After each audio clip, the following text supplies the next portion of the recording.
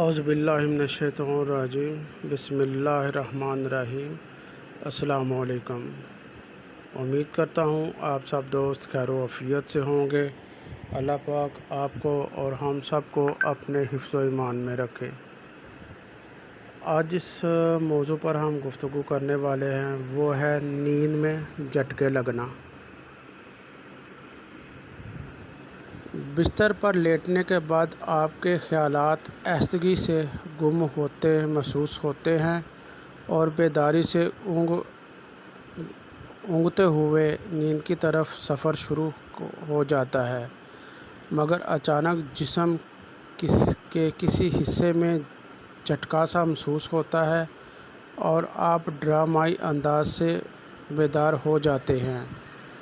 کیا یہ کچھ سونا سونا لگ رہا ہے؟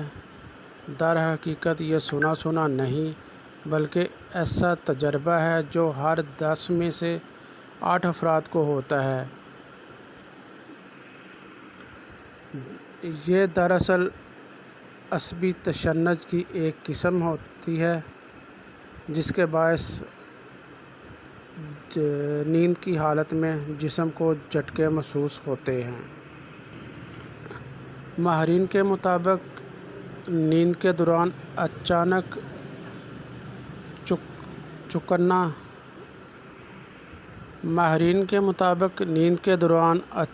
چونکا دینے والے یہ جھٹکے بہت مختصر اور اچانک ہوتے ہیں اور اکثر نیند کے پہلے مراحل میں ان کا سامنا ہوتا ہے۔ یہ وہ مراحل ہوتا ہے جب انسان بیداری اور گہری نیند کے درمیان ہوتا ہے۔ نیند کے اس مراحل میں پٹھے پرسکون ہو جاتے ہیں اور اس جھٹکے کو اکثر دماغ گرنے کے احساس کے طور پر لیتا ہے تو وہ مسل میں کھچاؤ پیدا کرتا ہے۔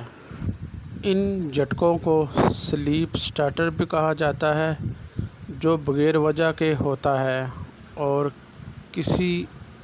کئی بار یہ جسم میں چھپی کئی بیماریوں کی علامات بھی ثابت ہوتا ہے۔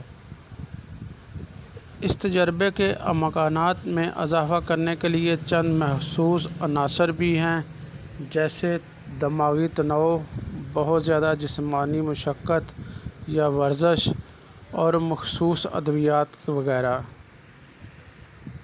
نیند کے دوران اس طرح کے جھٹکے سے بیداری صحت مند افراد میں عام ہوتی ہے، مگر اس کی شدت میں تھکاوٹ، نیند کی کمی یا کیفین یا دیگر نشہ آور چیزوں سے اضافے کا خطرہ بھی ہو سکتا ہے۔